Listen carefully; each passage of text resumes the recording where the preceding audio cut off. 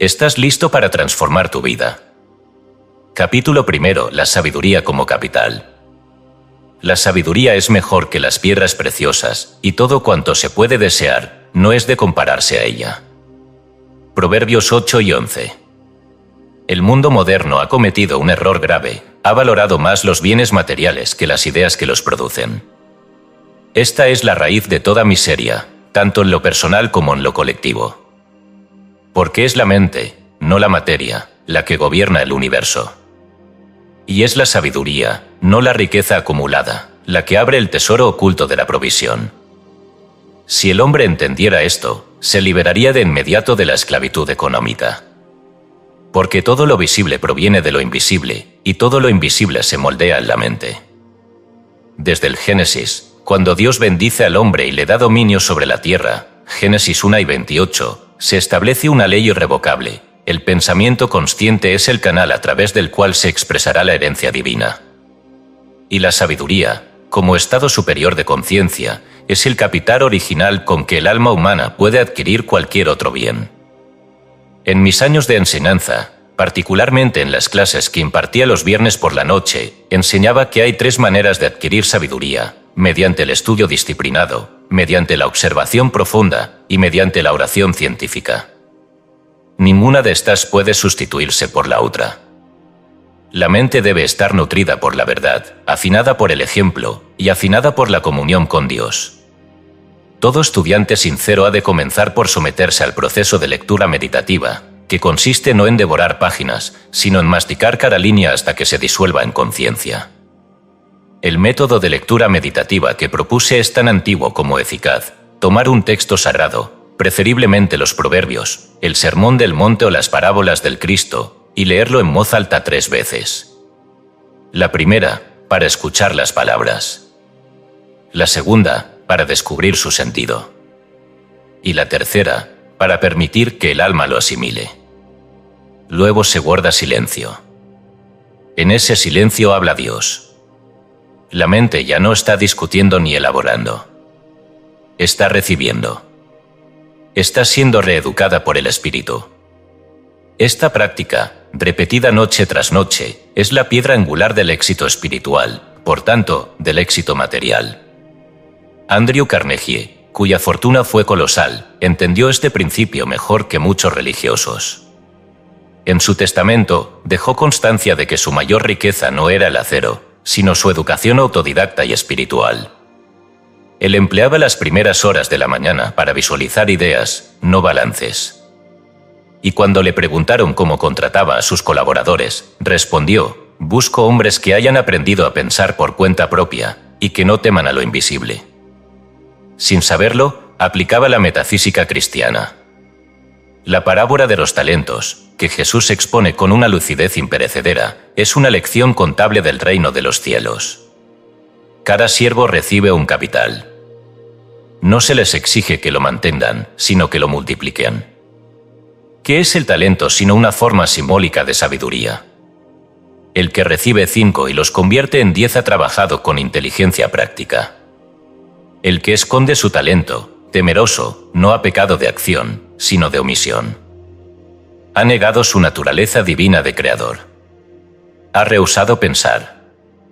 Y el pensamiento no usado se convierte en polvo. Así actúa la ley. No hay progreso sin educación espiritual práctica. Un hombre puede nacer en la pobreza, pero si aprende a pensar según la ley de Dios, no permanecerá en ella. De igual modo, uno puede heredar fortunas y arruinarse si no educa su mente. Por eso afirmo que la sabiduría es capital. Todo lo demás es préstamo temporal. En mis cursos de metafísica cristiana, insistí en que el estudio no debía buscar fenómenos, sino transformación. El verdadero estudiante no busca atraer dinero, sino convertirse en canal de provisión. No estudia para conocer datos, sino para pensar en armonía con Dios. Porque la sabiduría no es acumulación de ideas, sino alineamiento con el principio. Quien está en sintonía con la mente divina, comienza a recibir revelaciones. Y cada revelación es una inversión que produce intereses eternos. He aquí una regla fundamental: todo problema financiero es, en esencia, un problema de ignorancia espiritual. Nadie en comunión con su Cristo interno puede permanecer en escasez. La sabiduría es su tesoro. ¿Qué es el oro comparado con una idea justa? ¿Qué es una moneda frente a una intuición correcta? Lo material es sombra. Lo espiritual es causa. Por eso dijo Salomón: adquiere sabiduría, sobre todas tus posesiones, adquiere inteligencia. La educación metafísica que imparto no es un adorno. Es una necesidad vital. Enseño a leer la Biblia como manual de prosperidad espiritual. Enseño a pensar según el bien. Enseño a rechazar la sugestión colectiva de escasez. Enseño a usar la palabra con exactitud creadora. Enseño, en fin, a construir una vida sobre roca y no sobre arena movediza. ¿Quieres cambiar tu economía? Cambia tu mente. ¿Quieres atraer mejores circunstancias? Invierte en sabiduría. ¿Quieres salir del ciclo de deuda y limitación? Estudia, medita y ora con método. Porque el reino de Dios no se improvisa. Se edifica con disciplina mental y fe dinámica. Reflexión final. No puedes fracasar si haces de la sabiduría tu capital. Comienza hoy. Toma un proverbio. Léelo como si fuera la primera vez. Mastícalo. Escríbelo. Medítalo. Ora con él. Aplícalo. Y repite este decreto cada mañana. Yo soy sabiduría divina en acción. Mi mente está alineada con el principio. Todo lo que necesito saber me es revelado. Todo lo que debo hacer se me muestra. Todo lo que debo tener se me da. Así es. Amén. Capítulo 2. Fe dinámica, la fuerza que produce ganancias. La bendición de Jehová es la que enriquece, y no añade tristeza con ella. Proverbios 10 y 22. Hay una diferencia esencial entre tener fe como creencia pasiva y ejercer fe como poder creador. Esta distinción no es meramente conceptual, es la línea que separa la esperanza del resultado. La teología de la demostración, la religión de la vida espiritual eficaz. Una fe estática, que aguarda resignadamente lo que el destino depare, no es más que superstición disfrazada de virtud. En cambio, una fe dinámica, operativa, en movimiento constante hacia el bien, es el instrumento mediante el cual el hombre obra sus milagros. No se trata de obtener fe, sino de usar la fe. Deuteronomio 8 y 18 revela un secreto que ha permanecido velado para generaciones enteras. Acuérdate de Jehová tu Dios, porque Él te da el poder para hacer las riquezas. No dice que Dios te da riquezas, sino que te da poder para hacerlas. Esta es una ley espiritual. Dios no entrega objetos, entrega capacidades. Dios no deposita dinero en tus manos, deposita ideas en tu conciencia. Y tú, al aceptarlas, al trabajar con ellas, al obedecer su impulso interno, produces resultados visibles. Aquí está el principio de la verdadera prosperidad. La riqueza es una consecuencia del uso correcto del poder interior. Ahora bien, ¿cómo se despierta ese poder? Mediante la oración científica. No la oración suplicante, que parte del temor y mendiga favores, sino la oración afirmativa, que reconoce la verdad, se unifica con ella y la declara con autoridad. Esta oración, bien practicada, es la forma más elevada de fe dinámica. No espera pasivamente que Dios se acuerde de uno. Se levanta, se unifica con Él y actúa desde la certeza de su presencia. Esta es la oración en 3 pasos que enseñaba en mis clases y conferencias: reconocer, unificar, afirmar. El primer paso es reconocer. Consiste en detenerse, cerrar los ojos y afirmar mentalmente: Dios es. Nada más. Dios es vida, inteligencia, sustancia, poder, orden. Dios es el único creador. Todo lo que existe proviene de Él. No hay otra fuente. Este reconocimiento no se hace con la boca, sino con la conciencia. Hasta que no sientas, con todo tu ser, que hay una sola presencia y un solo poder, no has orado. Este paso disuelve el miedo. Silencia la mente. Rompe la ilusión de carencia. El segundo paso es unificar. Aquí dices en lo íntimo, yo soy uno con Dios. No hay separación. No hay distancia. Dios es la vida que en mí respira, la inteligencia que en mí piensa, el amor que en mí obra. Esta unificación transforma la conciencia. El alma ya no se siente huérfana ni dependiente. Sabe que es canal, instrumento, vaso sagrado. Y sabe también que lo que el Padre tiene, el Hijo lo posee por derecho. Aquí comienza a brotar la confianza verdadera. El tercer paso es afirmar. Ahora expresas, con claridad y autoridad, lo que deseas manifestar. No lo suplicas, lo afirmas. Por ejemplo, yo tengo ahora abundancia perfecta. Todo lo necesario me es provisto en el orden divino. Yo soy guiado, sostenido y prosperado por el poder de Dios. Estas palabras no son conjuros ni fórmulas mágicas. Son llaves mentales. Declaran lo que ya es verdadero en el plano espiritual. Y como todo pensamiento sostenido produce forma, esas palabras comenzarán a reorganizar tu mundo. Una fe creativa no depende de circunstancias. Las transforma. No pide permiso a los sentidos. Los corrige. Actúa desde el centro, no desde la periferia. El mundo externo es consecuencia, no causa. Por eso, cuando el hombre ora de esta manera, no necesita ver señales inmediatas. Sabe que la ley está obrando. Sabe que su oración ya fue escuchada, porque fue pronunciada desde la verdad. Es importante comprender que la fe dinámica no se limita a los momentos de oración. Se vive. Se respira. Es una postura interior. Es caminar cada día con la certeza de que Dios es tu socio invisible. Es tomar decisiones no desde el miedo, sino desde la confianza. Es sembrar con gozo, aunque aún no veas la cosecha. Es persistir en la afirmación, aunque la apariencia sea contraria. Porque la bendición de Jehová es la que enriquece, y no añade tristeza con ella. He visto, en mi templo de Manhattan, a decenas de personas transformar su economía no por intervención externa, sino por cambio interior. Recuerdo a un joven músico que no conseguía empleo y que asistía fielmente a las reuniones de oración. Una noche comprendió que su fe era aún pasiva, esperaba que alguien lo descubriera. A partir de ese día, comenzó a practicar la oración científica cada mañana. Reconocía a Dios como su fuente, se unificaba con la armonía del Cristo y afirmaba su éxito. En 2 semanas, no solo consiguió trabajo, sino que comenzó a recibir encargos inesperados. ¿Qué había cambiado? Su mente. ¿Quién lo había enriquecido? Dios, a través de su fe dinámica. La riqueza es un efecto. La causa es invisible. Y la fe dinámica es el puente entre ambas. Por eso insisto, no te conformes con creer en Dios. Cree como Dios cree, sin duda, sin temor, sin demora.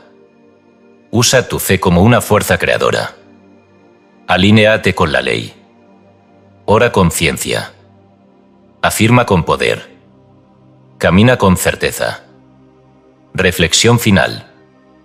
La fe que produce resultados es la que se expresa con obras. No se trata de esperar, sino de crear. Repite cada día. Yo reconozco a Dios como mi única fuente. Yo soy uno con la riqueza infinita. Yo afirmo que todo lo bueno fluye hacia mí ahora. No hay obstáculo, no hay demora, no hay límite. Solo hay Dios, y en Él estoy completo. Así es. Amén. Capítulo 3. Erradicar la pereza mental. Ve a la hormiga, oh perezoso, mira sus caminos, y sé sabio. Proverbios 6:6. El alma humana no es vencida por los grandes fracasos, sino por las pequeñas omisiones. No es la tormenta lo que derriba la barca, sino la lenta y constante filtración del agua que no se atiende. Así es con la mente. Lo que impide al hombre prosperar, sanar, amar, crecer o servir, no es tanto lo que hace mal como lo que deja de hacer. Esta es la raíz del pecado de omisión, no poner en marcha el poder que ya se posee. La inercia mental es más peligrosa que el error activo. Porque al menos quien yerra en acción, está en movimiento y puede rectificar su curso. Pero el que no piensa, no estudia, no ora, no se afirma, no avanza, se convierte en peso muerto para sí mismo.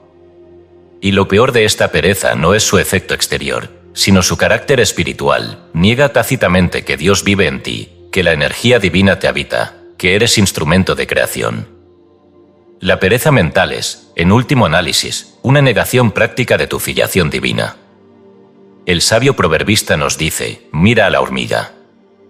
Y este llamado no es zoológico, sino metafísico. La hormiga no tiene jefe, ni inspector, ni guía, y sin embargo, prepara su comida en el verano y recoge su sustento en el tiempo de la siega. ¿Qué significa esto? Que la vida misma la guía. Que posee una inteligencia inherente que la impulsa a actuar. Así también tú, si estás conectado con el Espíritu, no necesitarás que nadie te fuerce a actuar. El Cristo interno te moverá desde adentro. Pero si lo ignoras, si callas su voz, si postergas tus impulsos superiores, pronto serás como dice el texto, pobreza te sobrevendrá como caminante, y tu necesidad como hombre armado. No porque Dios te castigue, sino porque te apartaste del flujo creador. Erradicar la pereza mental exige un acto de voluntad sostenida. Y no basta con decisiones ocasionales. Hay que establecer disciplina, estructura, método. Por eso propongo la práctica de las 3 acciones conscientes diarias. Esta regla consiste en realizar, cada día, 3 actos deliberados que te saquen de la comodidad del pensamiento automático. No importa si son grandes o pequeños. Lo importante es que sean conscientes. Puede ser escribir una afirmación, leer un párrafo meditativo, hacer una llamada pendiente, ordenar un cajón, bendecir una cuenta por palar, tomar una decisión postergada, bendecir a un enemigo. Cada acción, por mínima que parezca, afirma tu dominio sobre la inercia. Porque el alma se educa a través del hábito constante. Quien quiera avanzar en la senda espiritual debe hacerse enemigo declarado de la pasividad. El reino de Dios no lo hereda el espectador, sino el hacedor. En mi experiencia, las personas que más rápido prosperan son aquellas que actúan mientras oran. No esperan a sentirse listas. No aguardan señales exteriores. Saben que la voluntad de Dios ya está en movimiento, y ellas se alinean con ella, caminando aún con temor, pero caminando. Por eso insisto en el uso de declaraciones dinámicas. Una de las más poderosas es: yo soy la energía de Dios en marcha. Esta afirmación tiene un doble efecto, disuelve el letargo mental y despierta la acción inspirada. No es una frase motivacional. Es una verdad espiritual. La energía de Dios es inagotable, eterna, sin sombra de desgaste. Y tú eres su canal. Al declarar que esa energía está en marcha, estás ordenando a tus células, a tu sistema nervioso, a tu campo mental, que se alineen con el principio de movimiento. Estás despertando a tu Cristo dormido. Otro decreto útil es: mi mente es clara, mi voluntad es firme, mi paso es constante. Repite esto cada mañana, antes de iniciar tus tareas. Escríbelo. Visualízalo. Conviértelo en atmósfera mental. Porque una vida disciplinada no nace del esfuerzo heroico, sino de la repetición consciente. Algunos creen que la espiritualidad verdadera consiste en aquietarse, meditar, entrar en silencio. Y es cierto, pero solo parcialmente. Porque si el silencio no produce acción, es evasión. Si la meditación no se traduce en conducta, es ilusión. Toda contemplación auténtica desemboca en un acto. El Cristo que oras en el monte ha de bajar luego a sanar en las aldeas. La inactividad no es mística, es negación. El progreso no se logra de golpe. Se alcanza paso a paso. Pero cada paso debe ser dado con intención. No hay ganancia verdadera sin persistencia. Y no hay persistencia sin dinamismo interno. Erradicar la pereza mental no es solo trabajar más. Es pensar mejor. Es elegir con claridad. Es actuar con conciencia. Es vencer la tendencia al estancamiento. Dios no puede moverse en ti si tú no estás dispuesto a moverte contigo mismo. Él no puede operar donde hay pasividad mental. El espíritu requiere cooperación. Necesita canales activos. Por eso, al leer estas líneas, detente y haz algo. No mañana. Ahora. Toma una decisión, escribe una meta, cambia un pensamiento. La luz no espera. Brilla donde se la permite. Y el alma que se mueve atrae recursos, personas, caminos. Reflexión final. La mente inmóvil se vuelve sombra. La mente activa se convierte en canal de milagros. No temas actuar. No postergues más. Hoy comienza tu dominio. Declara: yo soy la energía de Dios en marcha. Mis pensamientos se mueven hacia la verdad. Mis actos se alinean con el bien. Nada me detiene. Yo obro, yo avanzo, yo cumplo. Así es. Amén. Capítulo 4. Propósito. El imán de la provisión. El deseo de los justos será concedido. Proverbios 10 y 24. No hay poder mayor que una mente clara sobre su propósito. Allí donde hay propósito verdadero, hay magnetismo espiritual. El universo responde con rapidez a la mente que sabe lo que quiere, porque el propósito alineado con Dios no es un capricho personal, sino una expresión del ser interior. Es el modo en que el espíritu se da a conocer en lo concreto. Cada vez que un hombre descubre un propósito genuino, el cielo se organiza en su favor. Esa intención ardiente, persistente, centrada, es la semilla del reino en acción. El gran error de nuestra época es confundir deseo con ambición. Deseo, en su raíz espiritual, es revelación. Es una chispa del ser interno tratando de abrirse camino en el plano material. No todos los deseos lo son. Hay deseos inducidos por la sugestión del mundo, por la comparación, por el miedo. Esos son deseos falsos, no nacen del alma, sino del ego. Pero el verdadero deseo, el que surge en el silencio de la oración, en el fuego de la meditación, ese es sagrado. Es el modo en que Dios te dice: haz esto, y en ello estaré contigo. Todo gran avance espiritual se inicia con un propósito claramente formulado. No basta con tener buenas intenciones. Hay que encender la brújula interna. Por eso enseño que cada estudiante debe redactar su propia declaración de misión. No se trata de una lista de objetivos. Es una afirmación esencial de lo que tu alma ha venido a expresar. Es una síntesis viva de tus talentos, tus valores, tu vocación interior, tu visión más alta. Esta declaración debe escribirse a mano, en primera persona, en tiempo presente, y leerse cada mañana al despertar. No como quien repite un ritual vacío, sino como quien renueva su pacto con Dios. Esta práctica, sencilla en apariencia, transforma destinos. Cuando el propósito está definido, el miedo se desvanece. Cuando el propósito está presente, las dudas pierden fuerza. Cuando el propósito guía, los recursos aparecen. Porque la mente, al enfocar su luz en una dirección, activa una ley universal. Todo lo semejante se organiza en torno al foco dominante. De allí que el propósito sea el imán de la provisión. La historia de Nehemías ilustra esta verdad con claridad profética. Siervo del rey persa, supo que Jerusalén estaba en ruinas. No lo ignoró. No lo dejó pasar. Oró. Ayunó. Visualizó. Y pidió permiso para reconstruir los muros. El rey le dio no solo autorización, sino cartas, escolta, recursos. ¿Por qué? Porque su propósito no era egoísta. No buscaba gloria personal. Era un llamado interno. Y quien actúa desde un llamado, no pide favores, abre puertas. Nehemías enfrentó opositores. Hubo burlas. Hubo amenazas. Pero su propósito lo sostuvo. Organizó el trabajo. Distribuyó tareas. Mantuvo la vigilancia. Y los muros se alzaron. Esta historia no es solo un relato histórico. Es una alegoría del alma que ha decidido restaurar su ciudad interior. Cada piedra es una idea correcta.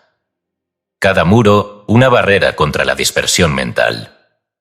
Cada vigilante, una afirmación protectora. Quien reconstruye su Jerusalén vuelve a vivir bajo la ley del orden divino. Tu propósito es ese muro invisible que sostiene tu vida. Si no lo defines, la energía se dispersa. La mente se agita. El corazón vacila. Pero cuando lo nombras, lo escribes, lo afirmas, todo se alinea. Lo que antes era escasez se convierte en provisión.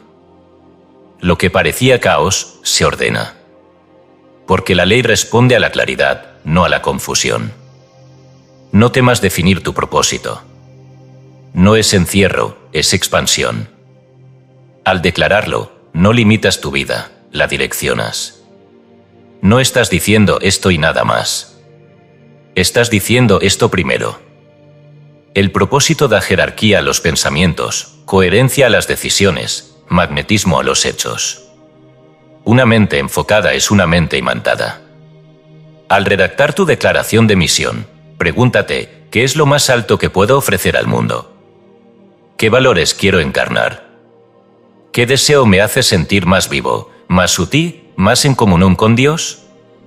No te apresures. Escribe, borra, medita. Y cuando sientas que lo hallaste, cópialo con calma, en afirmativo, con gratitud. Luego, cada día, míralo. Léelo. Siente su vibración. Respóndele con una acción. Así se convierte en canal de manifestación. Recuerda, Dios no obra en la dispersión. Dios se expresa donde hay intención pura. Tu propósito es su voz en ti. No la ignores. No la pospongas. Escúchala. Escríbela. Vívela. Reflexión final. El propósito no es una carga, es una brújula. No te impone nada. Te revela lo que ya eres. Hoy elige vivir con sentido. Declara: mi vida tiene propósito. Mi propósito es claro. Cada día lo afirmo, lo sirvo y lo expreso. Soy guiado, provisto y sostenido por Dios en cada paso de mi misión. Así es. Amén. Capítulo 5. La ley de retorno a través de la caridad. Hay quienes reparten, y les es añadido más, y hay quienes retienen más de lo justo, pero vienen a pobreza. El alma generosa será prosperada, y el que saciare, él también será saciado. Proverbios 11, 24-25. Una de las leyes más profundas, y también más incomprendidas, de la vida espiritual es la ley del retorno. Todo pensamiento, toda palabra, toda acción es una semilla que regresa multiplicada. Esta es una ley matemática, no emocional. No depende de la suerte, ni de la intención oculta, ni del juicio humano. Obedece al principio. Así como la gravedad no distingue entre el justo y el injusto, la ley del retorno opera con exactitud mecánica. Y entre todas las formas de activar esta ley, ninguna es más inmediata que la caridad consciente. Pero, ¿qué entendemos por caridad? No hablamos de limosna ni de sentimentalismo superficial.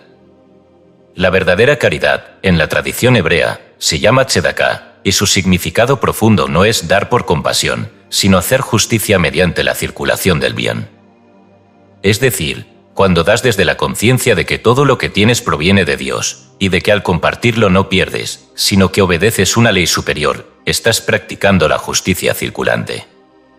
Estás desbloqueando canales ocultos. Estás demostrando que confías más en la fuente que en el objeto. Dar no empobrece. Retener sí. Porque el apego cierra la puerta de la circulación. El miedo paraliza el flujo. La avaricia corta el cauce. En cambio, quien da con alegría, da desde la abundancia interior, y esa abundancia se convierte en imán. Dar es una declaración de fe activa, es decirle al universo: yo sé que no dependo de esta cantidad, porque dependo de Dios. Y el universo responde con precisión: bien, si lo sabes, te devuelvo multiplicado. Puedo testificar, porque lo vi con mis propios ojos en Unity y en mi propio templo, que los actos de dar inspirados en esta conciencia han provocado milagros económicos. Recuerdo el caso de una mujer que, debiendo varias cuotas de alquiler, vino desesperada a pedir oración. Le pregunté si había dado algo últimamente. Me respondió que no podía, que estaba al límite. Le sugerí que hiciera una pequeña ofrenda, no por el monto, sino por el acto. Que diera con amor, y luego afirmara: Dios es mi provisión. Esta semilla retorna multiplicada. Lo hizo. Una semana después, le cancelaron una deuda vieja que ya creía incobrable. Con eso pagó el alquiler y le sobró. No fue magia. Fue ley. Hechos 8 y 35 contiene una de las afirmaciones más revolucionarias del Cristo: más bienaventurado es dar que recibir. No se refiere al aspecto moral, sino al espiritual. El que da, se convierte en causa. El que recibe, está en efecto. Dar lo pone a uno en línea directa con el principio creador. Recibir con gratitud es importante. Pero dar con conciencia es divino. El dar espiritual no se limita a lo material. También se da atención, tiempo, escucha, sabiduría, servicio. Y cada una de esas formas abre un canal. Pero cuando se da dinero con comprensión metafísica, se activan leyes económicas invisibles. Porque el dinero no es sucio ni profano. Es una forma de energía. Es el símbolo aceptado de intercambio. Y como toda forma de energía, puede ser consagrada. ¿Cómo?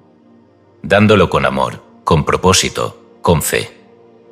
No para comprar favores de Dios, sino para declarar en silencio: nada me falta.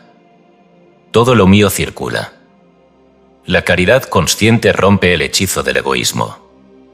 Purifica la mente. Libera de la tiranía del yo aislado. Y al hacerlo, crea vacío. Y el vacío, en el universo, no permanece. Es llenado por la ley. El que siembra, cosecha. El que reparte, recibe. El que comparte, amplifica. He enseñado a cientos de estudiantes a establecer una práctica constante de dar. No impulsiva. No culpógena. No forzada. Sino espiritual. Decidir un porcentaje fijo de cada ingreso y dedicarlo al bien. A donde sientan que hay luz, verdad, servicio. Y hacerlo con oración. Con alegría. Con la afirmación: esta semilla es santa. Regresa multiplicada para mí y para todos. Esta práctica sola ha transformado vidas enteras. No porque el dinero tenga poder, sino porque la mente que da se convierte en canal sin bloqueo. Uno de los errores más comunes es pensar: cuando tenga más, entonces daré. Pero esa es la mentalidad que bloquea la ley. Porque la ley responde al acto, no a la promesa. Es en el presente donde se siembra. Es en la acción pequeña, inicial, que se establece el flujo. Quien no da hoy, no dará mañana. Porque el acto de dar no depende de la cantidad, sino de la conciencia. Y la conciencia se cultiva en el ahora. Tzedakah no es una opción moral. Es un principio operativo. Dar activa la ley del retorno. Retener más de lo justo la interrumpe. Proverbios no podría ser más claro: el alma generosa será prosperada. No dice probablemente. Dice será. Es una ley. Y las leyes espirituales no fallan. Reflexión final. Dar es activar la rueda de la vida. Dar con alegría es reír con Dios. Dar con fe es atraer milagros. Hoy elige convertirte en canal. Declara: yo doy con libertad. Yo recibo con gratitud. Mi provisión circula por canales invisibles. La ley del retorno opera en mí con exactitud divina. Todo lo que comparto vuelve multiplicado. Así es. Amén. Capítulo 6. El poder del entorno mental. El que anda con sabios, sabio será, mas el que se junta con necios será quebrantado. Proverbios 1:20. No basta con transformar el pensamiento individual. Es necesario reconocer que el pensamiento colectivo, el clima mental que nos rodea, también ejerce una poderosa influencia sobre nuestra conciencia. Así como un campo magnético altera el comportamiento de los objetos en su radio de acción, del mismo modo las ideas, creencias, emociones y actitudes predominantes en un grupo humano configuran un campo mental compartido que puede elevar o contaminar, liberar o aprisionar. Muchos hombres y mujeres sinceros, que han comenzado su camino de renovación mental, tropiezan y se estancan no por falta de fe, sino por persistir en entornos donde el pensamiento dominante contradice la verdad. El alma no puede mantenerse en alto si diariamente se ve expuesta a conversaciones derrotistas, críticas ácidas, juicios mundanos, bromas hirientes, noticias de catástrofe y opiniones tenidas de miedo. Esta exposición constante drena la fuerza interior, debilita la vibración, apaga el entusiasmo. La mente, como esponja viva, absorbe sin filtro lo que escucha y lo que contempla. Y aun sin darse cuenta, reproduce lo que ha recibido. Por eso afirmo que una de las decisiones más prácticas y urgentes que debe tomar quien quiere prosperar espiritualmente es la de modificar su entorno mental. No se trata de aislarse del mundo, ni de juzgar a quienes piensan distinto. Se trata de ejercer discernimiento espiritual. La Escritura es tajante: el que anda con sabios, sabio será. No dice el que escucha sabios, sino anda con ellos.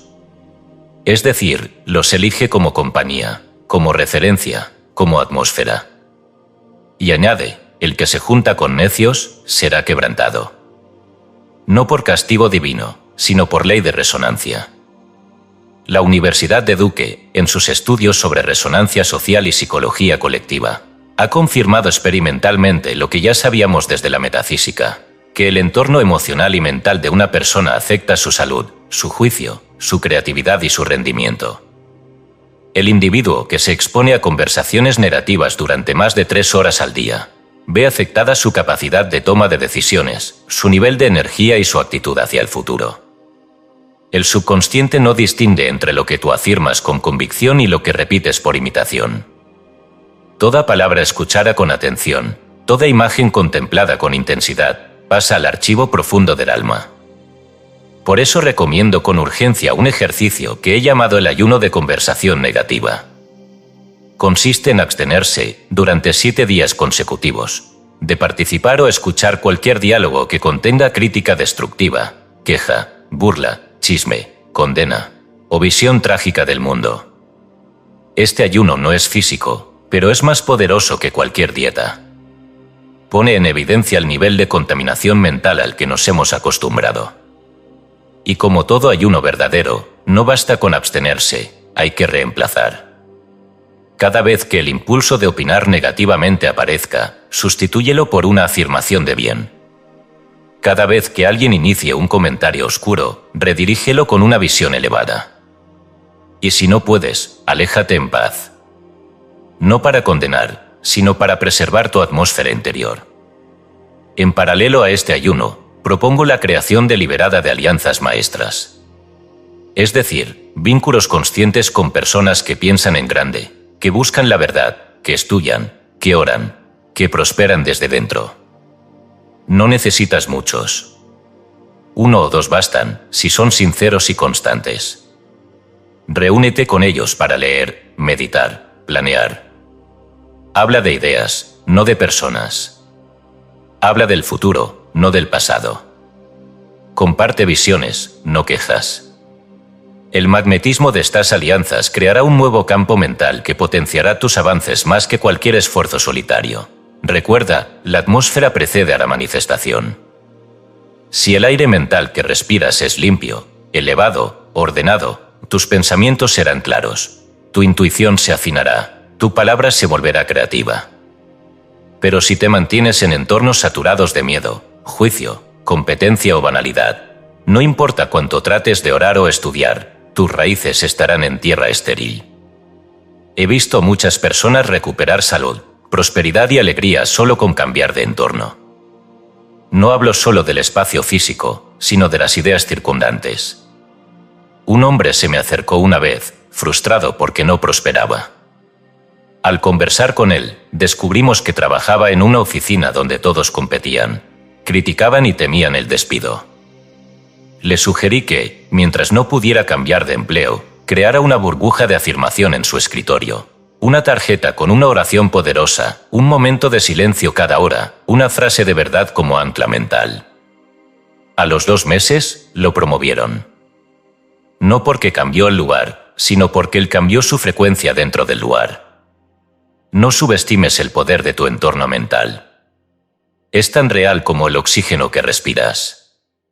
Y así como no vivirías en un lugar donde el aire esté envenenado, tampoco debes permitirte permanecer largo tiempo en atmósferas de pensamiento enfermo. No importa quién las genere. Tu alma merece lo mejor. Reflexión final. La mente florece en el terreno donde es sembrada. Hoy elige rodearte de luz, de fe, de sabiduría. Declara: yo selecciono con discernimiento mi entorno mental. Yo respiro ideas elevadas. Yo me uno a mentes visionarias. Todo pensamiento negativo se disuelve en la luz. Mi atmósfera mental es próspera, clara y creadora. Así es. Amén. Capítulo 7. Mentores, corrección y crecimiento. Pobreza y vergüenza tendrá el que menosprecia la corrección, mas el que guarda la reprensión será honrado. Proverbios 1:18. El alma humana, en su impulso natural hacia la plenitud, tropieza no tanto con la ignorancia, como con la resistencia al cambio. Y una de las formas más sutiles de esa resistencia es el rechazo instintivo a la corrección. El ego no tolera ser señalado. Confunde la observación con el ataque. Interpreta la guía como humillación. Pero el espíritu, en cambio, sabe que cada observación justa es una puerta abierta al crecimiento. Que cada palabra de corrección, si es recibida con humildad, puede convertirse en un peldaño hacia la maestría. Quien se ofende cuando se le corrige, no ha entendido aún el arte de crecer. El hombre espiritual no teme al juicio, porque vive en el principio. Sabe que la corrección bien recibida no le quita nada, al contrario, lo pule, lo afina, lo eleva. El oro no teme al fuego que lo purifica. El diamante no se resiste al pulidor que le da forma. Así también el alma iluminada ve en cada mentor, en cada crítica honesta, en cada comentario acertado, una oportunidad de progreso. Uno de los episodios más conmovedores y aleccionadores de las Escrituras es el encuentro entre el profeta Natán y el rey David, 2 Samuel 12. David, habiendo cometido un acto grave y oculto, sigue gobernando como si nada. Pero Natán, enviado por Dios, se presenta ante él y le relata una parábola. David, al escucharla, se indigna por la injusticia que describe, hasta que Natán lo confronta con estas palabras: «Tú eres ese hombre». Entonces, David, lejos de justificarse o atacar al profeta, reconoce su falta, se arrepiente y transforma su vida. Esta escena revela el verdadero poder de la corrección, no el de castigar, sino el de despertar.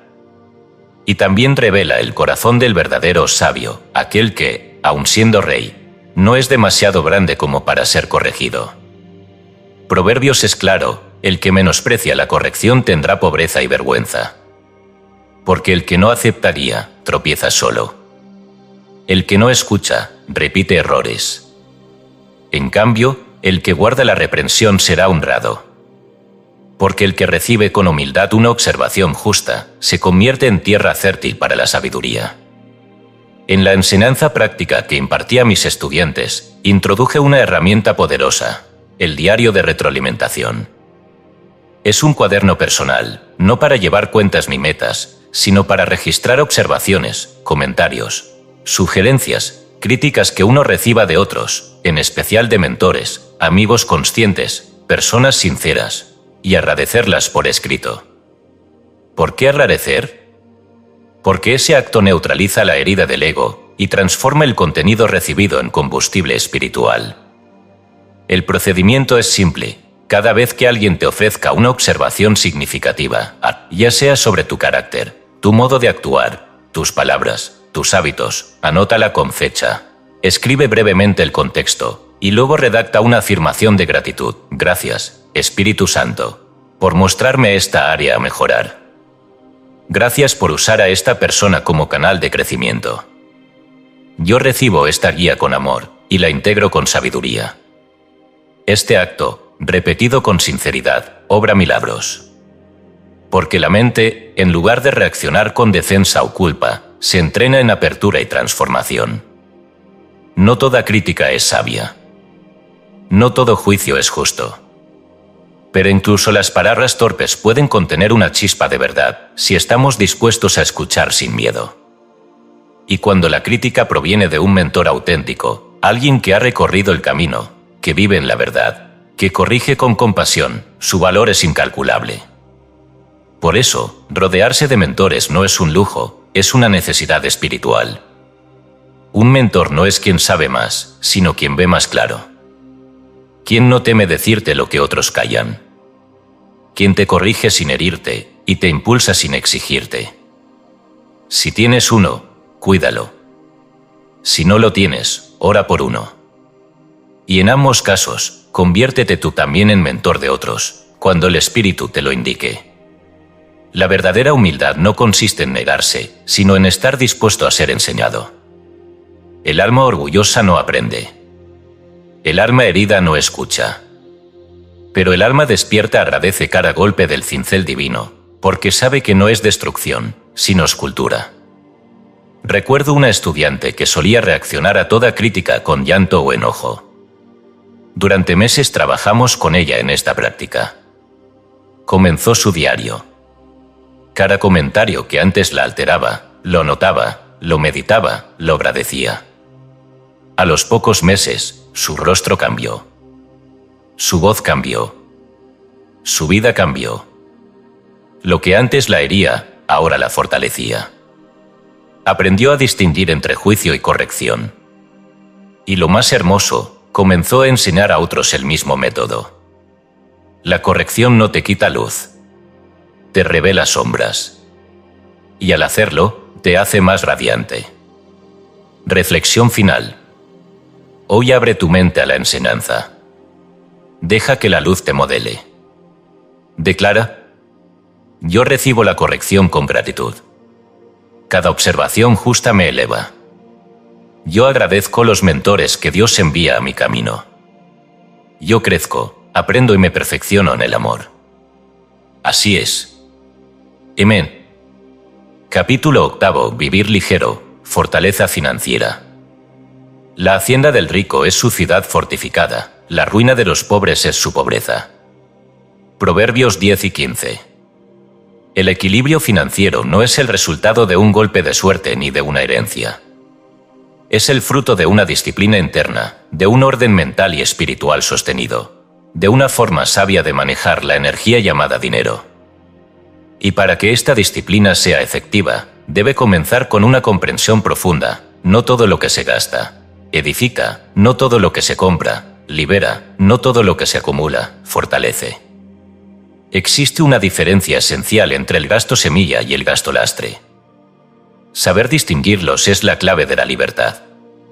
El gasto semilla es aquel que se realiza con visión, con propósito, con alineación espiritual.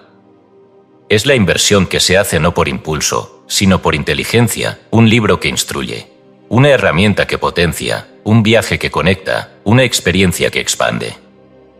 Todo gasto semilla se caracteriza por su efecto multiplicador, abre caminos, genera frutos, regresa enriquecido.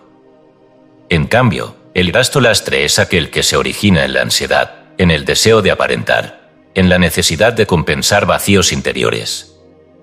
Es adquisición que pesa. Es adorno que estorba. es deuda que aprisiona. La fortaleza financiera consiste en vivir ligero, no en vivir escasamente. Ligero no significa con poco, sino con lo justo. Significa no estar atado a lo innecesario. Significa caminar sin cargas inútiles. Significa comprender que la abundancia verdadera no se mide por lo que uno posee, sino por lo que uno puede liberar. Por eso enseño que toda persona que quiera construir una economía espiritualmente sana debe adoptar una fórmula práctica y poderosa, el Plan 70-10-10-10. Este plan consiste en dividir todo ingreso neto en 4 proporciones fijas. 70% para vivir, alimentación, vivienda, servicios, transporte, recreación consciente. Dentro de este margen debe desarrollarse el estilo de vida.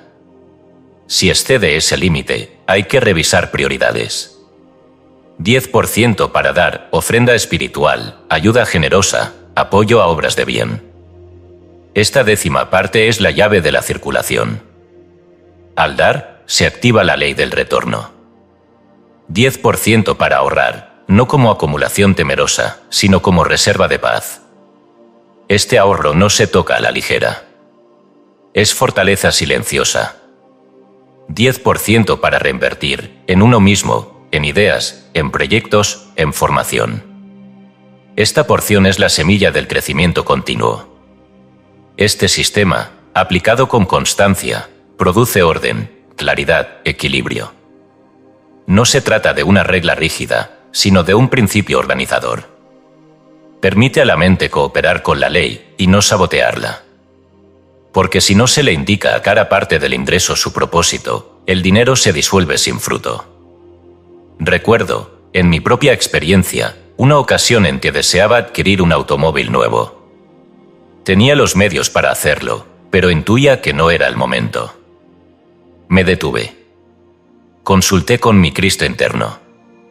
Y decidí esperar hasta duplicar mis ingresos. Pasaron algunos meses. Durante ese tiempo, aprendí más sobre mí, organicé mejor mis finanzas, y cuando finalmente realicé la compra, lo hice sin temor ni presión. El gozo fue pleno, porque estaba alineado con la sabiduría. Esta lección me confirmó que esperar por convicción es más poderoso que actuar por impulso. Enseño con insistencia que la verdadera libertad económica no proviene del monto que se tiene, sino del dominio sobre él. He conocido personas con ingresos modestos que viven en paz y expansión, porque han ordenado su economía interna. Y he visto a otros, con altos ingresos, esclavos de sus gastos, víctimas de la apariencia, incapaces de detenerse.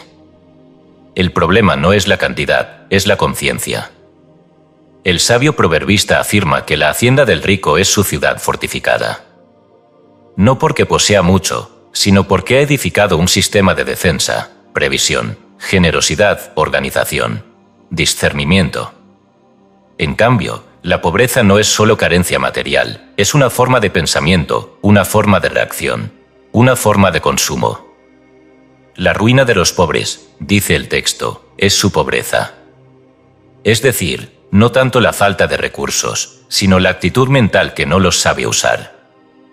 El que vive ligero no teme perder, porque no está aferrado.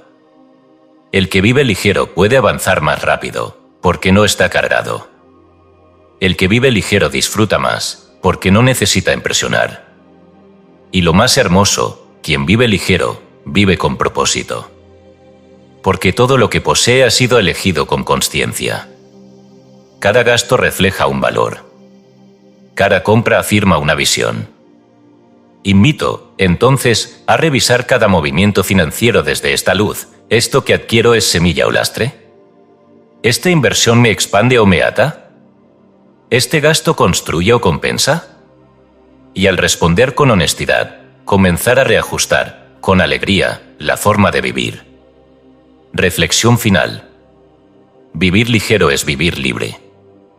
Ordenar las finanzas es ordenar el alma. Hoy elige la claridad. Declara: yo uso sabiamente cada recurso. Doy con amor, ahorro con fe, invierto con visión. Mi economía es ordenada, ligera y fuerte. todo gasto es semilla.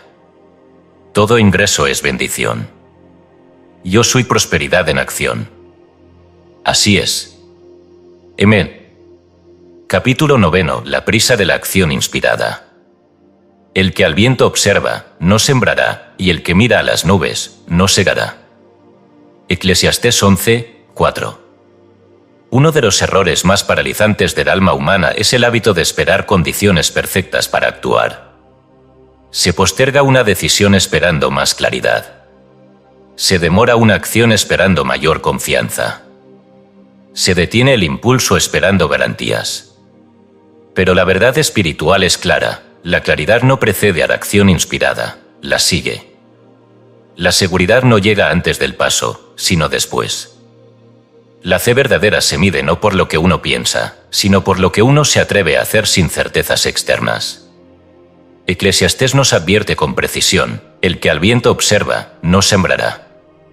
Es decir, quien se detiene a medir cada posibilidad negativa, quien teme al cambio de clima, al que dirán, al fracaso, jamás siembra. Y si no siembra, no puede cosechar. La mente que espera garantías absolutas vive en perpetua inmovilidad. Lo que parece prudencia es en realidad miedo disfrazado de lógica. Lo que parece análisis es a menudo duda repetitiva. Esta es la trampa de la parálisis por análisis, una enfermedad espiritual que se disfraza de inteligencia. La única forma de vencer esta inercia es la acción inspirada y rápida. No impulsiva. No caótica. Sino obediente al impulso divino. El espíritu habla primero en forma de idea, luego en forma de palabra interna, y por último en forma de urgencia. Si uno escucha y responde con rapidez, el milagro ocurre. Si uno posterga, racionaliza, dilata, esa energía se enfría. La inspiración tiene un tiempo. Si no se honra, se desvanece. Para ayudar a mis estudiantes a actuar con prontitud espiritual, he enseñado una técnica sencilla y profunda. Pensamientos palabra a paso. Toda idea inspirada debe convertirse en palabra. Y toda palabra, en acción. En no más de 24 horas. Este es el marco sagrado. No porque sea mágico, sino porque obedece a un ritmo interior. La inspiración tiene cuerpo. Si no se encarna en un acto, se vuelve humo. Veamos la técnica. 1. Pensamiento, aparece la idea. Una visión clara. Un proyecto. Una solución. Un deseo legítimo. No la descartes. No la enfríes. Regístrala. Acógela como mensajera divina. 2. Palabra, exprésala. Escríbela. Dila en voz alta. Declárala. Este proyecto nace ahora. Este llamado lo obedezco. La palabra fija la idea. La convierte en estructura mental. Le da forma. 3. Paso, actúa. Haz algo relacionado con esa idea antes de que pase el día. No importa si es pequeño. Un llamado, una compra, una cita, un correo, una oración, una siembra simbólica. El paso crea el cauce. Es decirle a Dios, estoy listo. Y entonces la ley se pone en movimiento. Esta secuencia puede parecer simple, pero es una de las llaves más potentes que he compartido. Porque obliga a la mente a traducir lo espiritual en lo concreto. Obliga al alma a tomar forma. Obliga al deseo legítimo a salir del limbo del algún día y entrar en el territorio sagrado del hoy. La Escritura nos ofrece un ejemplo luminoso de esta ley en acción. En el Evangelio de Lucas, capítulo 5, Pedro y sus compañeros han pescado toda la noche sin éxito. Están agotados, frustrados, recogiendo redes. Entonces Jesús les dice, boga mar adentro, y echad vuestras redes para pescar. Pedro responde, Maestro, toda la noche hemos estado trabajando, y nada hemos pescado, mas en tu palabra, echaré la red. Y lo hizo. No era la hora. No era el momento lógico. No era el contexto favorable. pero lo hizo. Y las redes se llenaron de peces, tanto que casi se rompían. Este pasaje no es solo un relato milagroso. Es una enseñanza práctica, no hay hora correcta en el reloj humano. La hora es cuando Dios habla. Y si tú obedeces ese llamado interior, aunque el mundo diga que no es momento, el resultado se dará. Pedro no esperó nueva señal. No pidió condiciones. Solo actuó. Y allí estaba el milagro. En mi ministerio, he visto vidas cambiar en 24 horas por esta obediencia. Una mujer recibió la idea de comenzar un servicio de costura a domicilio. Nunca lo había hecho. Pero aplicó la técnica. Escribió su intención. Llamó a 3 amigas. Una de ellas le encargó trabajos para su tienda. El primer ingreso vino en 2 días. Y no se detuvo. Todo comenzó por actuar antes de pensar demasiado. Actuar con rapidez espiritual no es ansiedad. Es fe en movimiento. No es huida. Es sintonía. Cuando el alma responde al llamado divino sin demorar, la ley se abre, los medios aparecen, la mente se aclara. Porque el universo no respalda ideas no encarnadas. Solo apoya el paso que demuestra confianza. Hoy te invito a revisar cuántas ideas has postergado por miedo, por duda, por cálculo excesivo. Y te digo con amor, el viento perfecto no vendrá. No lo necesitas. Necesitas actuar desde el centro, no desde las condiciones. Si algo nace en ti con fuerza, no lo entierres en la espera. Sácalo a la luz. Y da el paso. Reflexión final. El espíritu habla en ideas. Tú le respondes en actos. Hoy declara: yo escucho la voz divina en mí.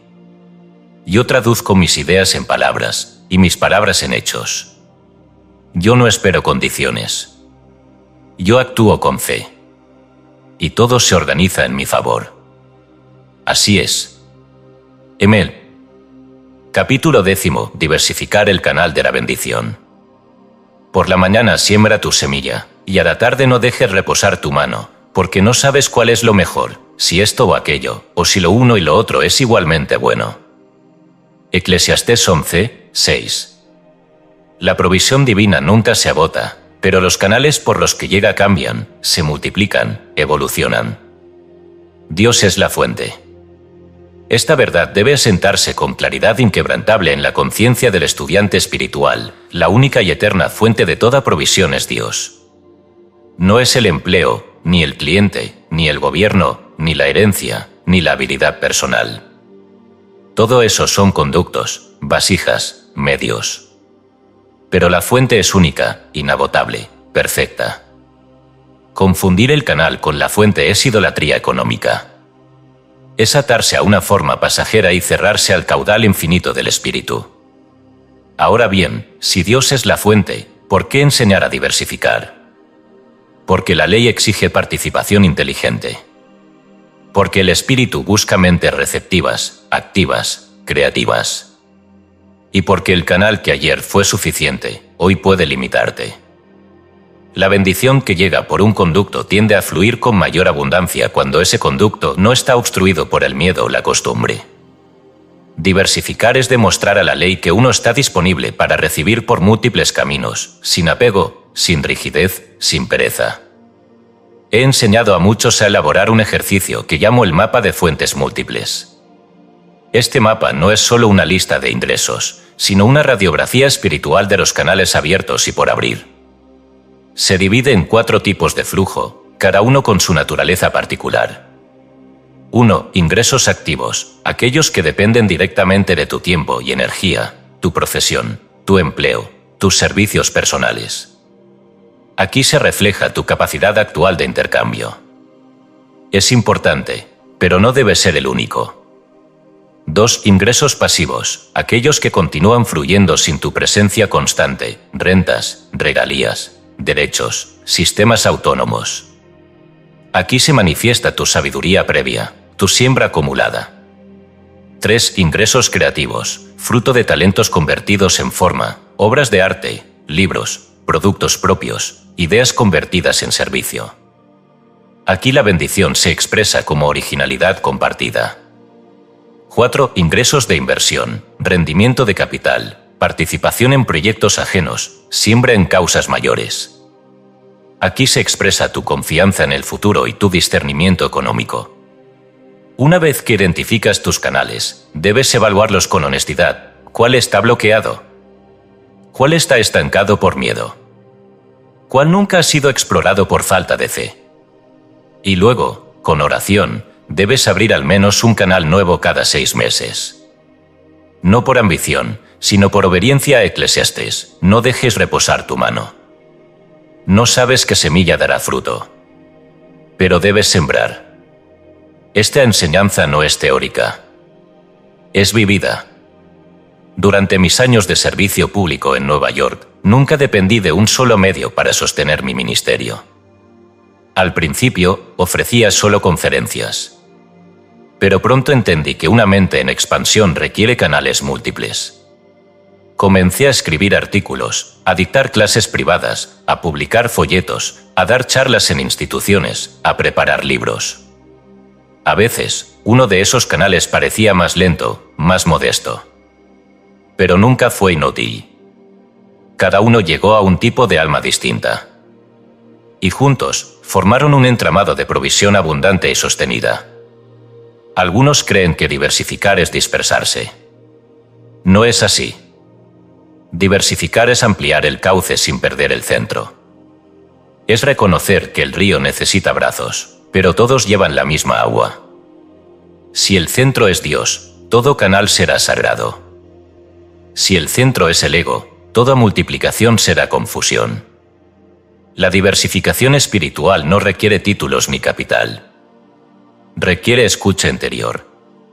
Hay personas que, tras años de depender de un único empleo, descubren que pueden dar clases, escribir, fabricar, curar, asesorar, coordinar, sembrar. El talento no se crea, se revela. Y cuando se pone en marcha, se convierte en canal de bendición. Conozco una mujer que trabajaba en una oficina contable. Oraba por expansión, pero no veía salida. Le sugerí que escribiera en su mapa toda actividad que le generara alegría y pudiera compartir. Escribió organizar cocinas. Nunca pensó que eso pudiera ser un canal. Comenzó por ayudar a 2 amigas. Luego una clienta le ofreció pavo. Hoy tiene un pequeño negocio que nació de su don natural. Lo que parecía banal era un canal bloqueado por la costumbre. Dios no necesita caminos grandes. Solo necesita que abras uno. Y lo demás será añadido. Pero si insistes en depender de un solo medio, vives en tensión. Temes perderlo.